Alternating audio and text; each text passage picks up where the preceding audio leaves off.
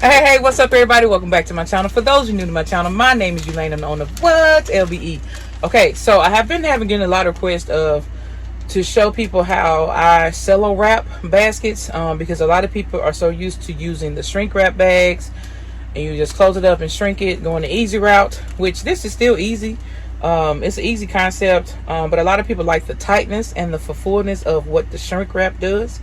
However, there are some items you just do not need to shrink wrap. I ain't saying you can't do it, but I'm just saying when you get all the stuff just smushed down together like this and you can't tell what it's doing, that is why you need to learn to shrink to cello wrap as well, because sometimes stuff just don't need to be like shrunk like this to where you can't really tell what's going on with it. So I'm just going to give you another little short here video, quick and simple, of how to cello wrap, or how I cello wrap baskets, and hopefully the technique helps you guys.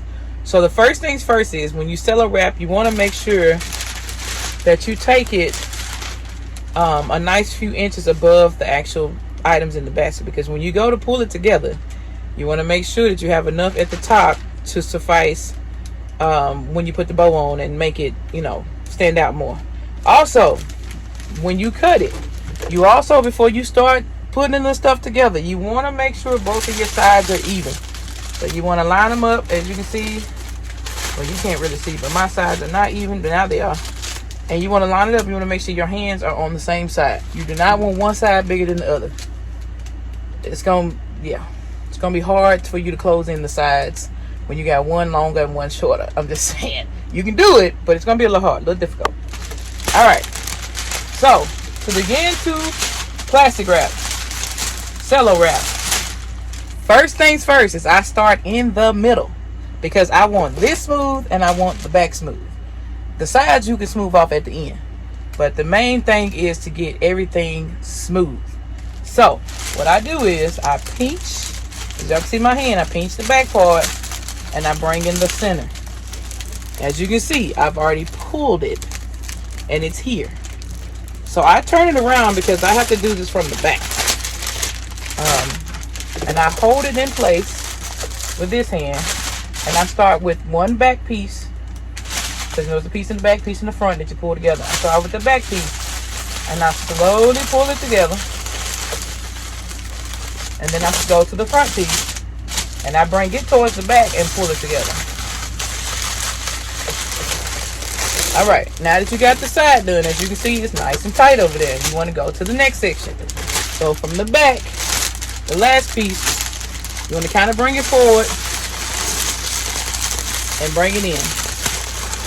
Sometimes it may slide, and that's okay. And then you want to do the same thing with the front. You want to bring it to the back, and you want to slowly pull it in. Alright, now that you have everything in your hand, you want to take and slowly pull, gently pull, as tight as you can with the front piece. The front and the back. Then you want to go to the back and do the same thing, making sure you kind of get a hold of the middle section and then work your way to the side.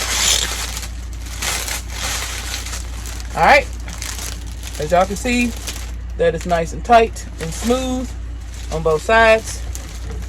And now I'm going to, I use zip ties. I didn't used to use zip ties, but I use them now because it's just so much easier and convenient for me.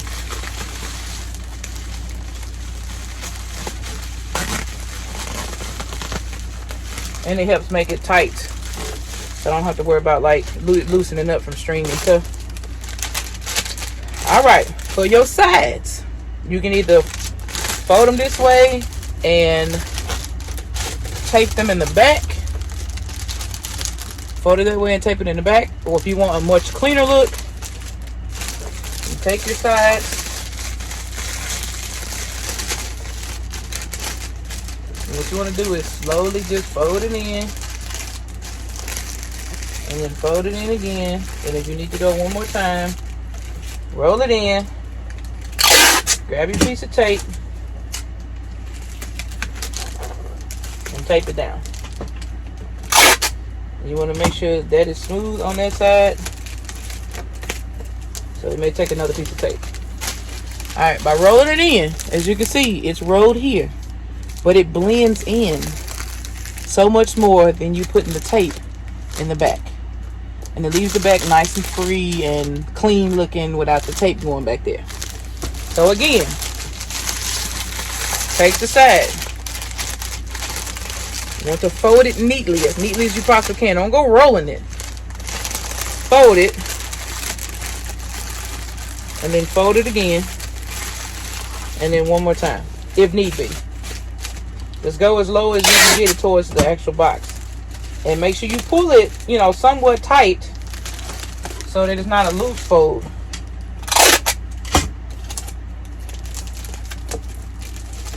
And once again, you can tell it's folded there, but it's still a nice clean look.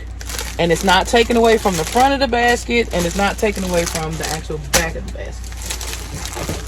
So once you got that done, now this is optional here.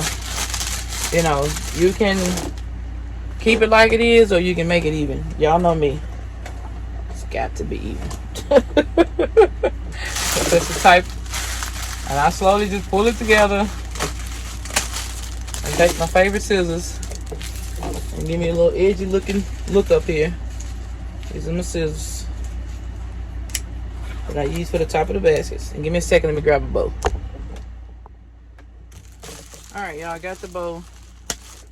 Clip the zip tie. You don't want that little tail, little ugly tail hanging on there. And this, again, ribbon, bows, stuff that I've already previously made.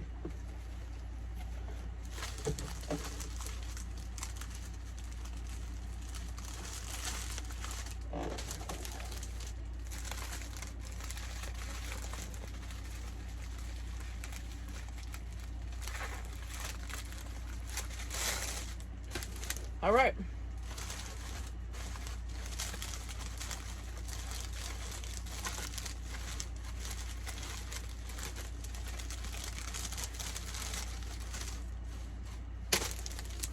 And there is our bow. There is our plastic wrap. As you can see, it is nice and tight and even and sealed. I hope this video helped you guys out.